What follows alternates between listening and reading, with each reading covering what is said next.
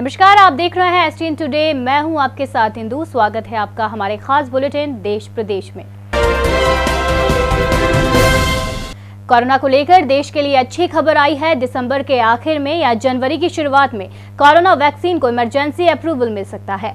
Delhi AIIMS के director doctor Randeep Guleria ने गुरुवार को इसकी जानकारी दी। डॉक्टर गुलेरिया ने कहा है कि भारत में अब कुछ वैक्सीन फाइनल स्टेज के ट्रायल में है। हमें उम्मीद है कि जल्द ही दिसंबर के अंत में या जनवरी की शुरुआत तक इसमें से किसी को ड्रग रेगुलेटर से इमरजेंसी अप्रूवल मिल जाएगा। इसके बाद वैक्सीनेशन शुरू हो सकेगा। दरअसल इस समय भारत में 6 वैक्सीन पर काम चल रहा है। इसमें ऑक्सफोर्ड, एस्ट्राजेनेका और भारत बायोटेक के वैक्सीन फेज 3 ट्रायल में है। ऑक्सफोर्ड एस्ट्राजेनेका की वैक्सीन कोविशील्ड के फेज 3 के क्लिनिक ट्रायल्स के नतीजे अंतर्राष्ट्रीय स्तर पर आ चुके हैं। इसमें भारत में बना रहे सीरम इंस्टीट्यूट ऑफ इंडिया के सीईओ अदार पूनावाला ने पिछले हफ्ते कहा था कि वह जल्द ही इमरजेंसी अप्रूवल के लिए अप्लाई करने की तैयारी कर रहे हैं। डॉक्टर गुलेरिया ने गुरुवार को कहा है कि जो डेटा अब तक सामने आया है उसके आधार पर कहा जा सकता है कि वैक्सीन सेफ है और इफेक्टिव है। वैक्सीन की सेफ्टी और एफिकेसी से कोई समझौता नहीं होगा। 70 से 80 हजार वॉलंटियर्स को वैक्सीन लगाई गई है। अब तक कोई गंभीर साइड इफेक्ट सामने नहीं आया है। डेटा बताता है कि शॉर्ट टर्म वैक्सीन सुरक्षित है। राजस्थान के मुख्यमंत्री अशोक गहलोत ने केंद्र सरकार द्वारा पेट्रोल, डीजल और रसोई गैस की कीमतों में बढ़ोतरी को आम आदमी के साथ विश्वासघात बताते हुए कहा है कि इन्हें कम किया जाना चाहिए। मुख्यमंत्री ने ट्वीट कर कहा है कि कोरोना वायरस महामारी के दौर में केंद्र सरकार द्वारा डीजल, पेट्रोल और रसोई गैस के दामों में बढ़ोतरी करना आम आदमी के साथ विश्वासघात है। गहलोत ने कहा है कि सप्रंग सरकार के दौरान अंतर्राष्ट्रीय बाजार में कच्चे तेल की कीमतें $120 प्रति बैरल थी, लेकिन पेट्रोल, डीजल के दाम 70 रुपए प्रति लीटर थे। नरेंद्र मोदी सरकार के दौर में अंतर्राष्ट्रीय बाजार में कच्चे तेल की कीमत $50 प्रति बैरल से भी कम हो गई है, लेकिन सरकार डीजल, पेट्रोल के दाम लगातार बढ़ाती जा रही है। उन्होंने आरोप लगाया है कि जब किसी राज्य में चुनाव होते हैं तो केंद्र सरकार डीजल, पेट्रोल के दामों को स्थिर कर देती है, लेकिन चुनाव खत्म होते ही पुनः दाम बढ़ा देती है। रसोई गैस के दाम में हालिया बढ़ोतरी का जिक्र करते हुए गहलोत ने लिखा, कल रसोई गैस के दाम में 50 रुपए की बढ़ोतरी कर मोदी सरकार ने आमजन का बजट बिगाड़ दिया है। केंद्र सरकार ने रसोई गैस सब्सिडी को खत्म कर दी है, जिससे उज्ज्वला योजना में कनेक्शन पाने वाले गरीब लोग अपना सिलेंडर नहीं भरवा पा रहे हैं। गहलोत ने कहा है, कोरोना काल में जब सरकार को लोगों की मदद करनी चाहिए थी, तब मोदी सरकार लोगों को महंगाई के बोझ तले दबा रही है। उन्होंने मांग की है केंद्र सरकार को कच्चे तेल की कीमतों में कमी का फायदा आमजन को देने के लिए डीजल, पेट्रोल और रसोई गैस के दामों को कम करना चाहिए। कृषि कानूनों के खिलाफ सड़कों पर उतरे किसानों का आंदोलन लगातार 8वें दिन भी जारी है। पंजाब के पूर्व सीएम और अकाली दल के नेता प्रकाश सिंह बादल ने किसानों के समर्थन में पद्म भूषण लौटा दिया है। बादल को 2015 में पद्म भूषण मिला था। अकाली दल 22 साल से एनडीए के साथ था, लेकिन कृषि कानूनों के विरोध में 2 महीने पहले एनडीए से अलग हो गया था। जब पंजाब के मुख्यमंत्री कैप्टन अमरिंदर सिंह ने भी गुरुवार को गृह मंत्री अमित शाह से मुलाकात की। बता दें कि कैप्टन ने बहुत दिन पहले से ही इस बैठक के लिए समय मांगा था, जिस पर उन्हें गुरुवार का समय मिला था। किसानों के प्रदर्शन के चलते राज्य की अर्थव्यवस्था पर असर पड़ रहा है।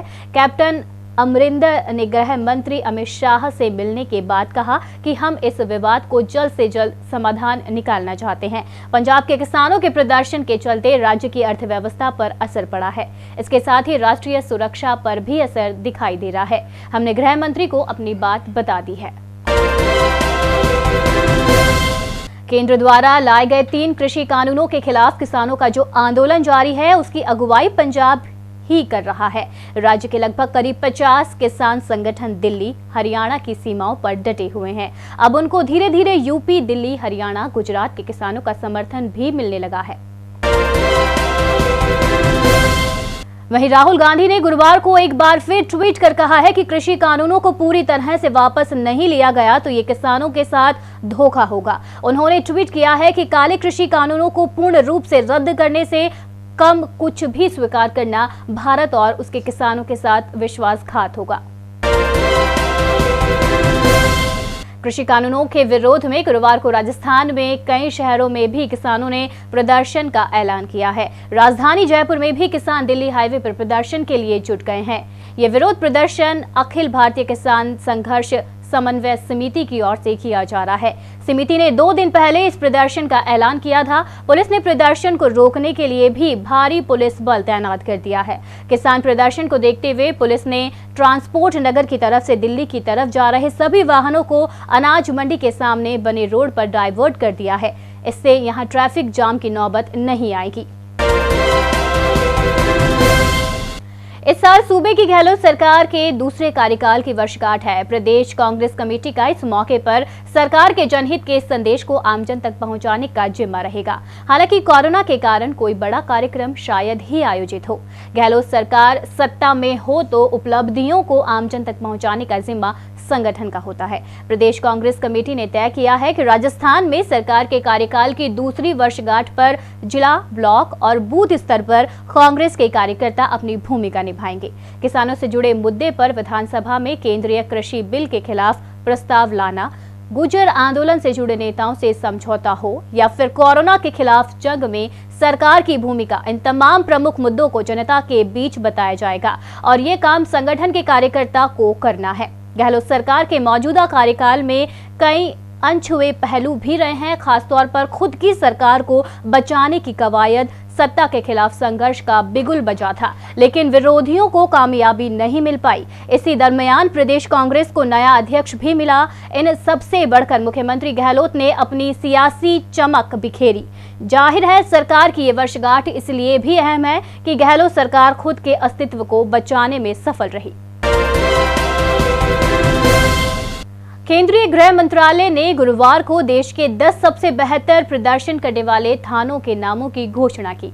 मणिपुर के थौबल जिले में नोकपो सैकमी के सबसे बेहतर प्रदर्शन करने वाले थाने के तौर पर चुना गया है। इसके बाद तमिलनाडु के स्लेम सिटी में AWPC सुरामंगलम थाना और अरुणाचल प्रदेश के चांगलांग खारसांग थाने को चुना गया है। वर्ष 2020 के लिए देश के 16,671 थानों में से 10 शीर्ष पुलिस थाने चुने गए हैं।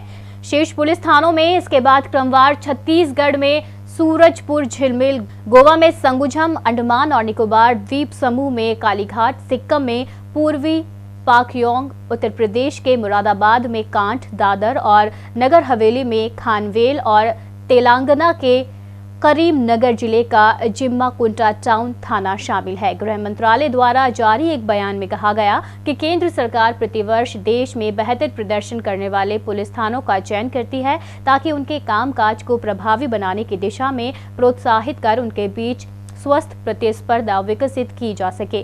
प्रधानमंत्री नरेंद्र मोदी ने गुजरात के कच्छ में वर्ष 2015 में पुलिस महानिदेशकों की बैठक को संबोधित करते हुए जो निर्देश दिए थे, यह उन्हीं के अनुरूप है। प्रधानमंत्री ने कहा था कि पुलिस थानों के चयन के लिए उपयुक्त मानकों को बनाया जाना चाहिए और लोगों से थानों के बारे में प्राप्त प्रतिक्रिया के आधार पर उनके प्रदर्शन का आकलन किया जाए।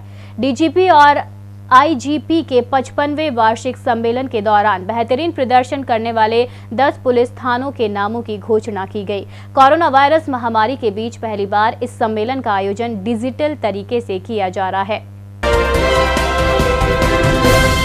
नववर्ष पर 33 IPS अधिकारियों को प्रमोशन का तोहफा मिलेगा। इसमें 2008 बैच के 13 IPS, 2007 बैच के 7 IPS, 2003 बैच के 10 IPS और 1996 बैच के 3 IPS अधिकारी शामिल है। CS निरंजन आर्य की अध्यक्षता में सचिवालय में IPS के अलग अलग स्केल्स में प्रमोशन को लेकर स्क्रीनिंग कमेटी की बैठक हुई। इसमें इन IPS अधिकारियों के प्रमोशन को लेकर अनुमोदन हुआ। 2008 बैच के 13 IPS का सिलेक्शन स्केल में प्रमोशन हुआ। इनमें लवली कटारिया, राहुल कार्तिकेय, प्रीति चंद्रा, हरेंद्र महावर, विकास पाठक, राहुल जैन, ओम प्रकाश द्वितीय, समीर कुमार सिंह, तेजराज सिंह खरोड़िया, राजेश सिंह, जगदीश चंद्र शर्मा, राजेंद्र प्रसाद गोयल, कालूराम रावत शामिल है। तो वहीं 2007 बैच के 7 IPS DIG बनेंगे। इनमें कैलाश चंद्र बिश्नोई, ममता राहुल, डॉक्टर अमनदीप सिंह कपूर, डॉक्टर रवि, भारत राहुल मनहरदन, सत्येंद्र कुमार, रणधीर सिंह शामिल है। तो वहीं 2003 बैच के 10 IPS IG के रूप में प्रमोट होंगे। इनमें डॉक्टर नितिन दीप लगन, हिंगलाज दान, सत्यवीर सिंह, UL छनवाल, राजेश मीणा, संजय श्रोत्रिय, सुरेंद्र गुप्ता, रविदत्त गौड़, लक्ष्मण दत्त गौड़, प्रसन्न कुमार खेमसरा शामिल है। तो वहीं 1996 बैच के 3 IPS को ADG बनाया जाएगा। इसमें विनीता ठाकुर, सचिन मित्तल, संजीव नार्जरी शामिल हैं।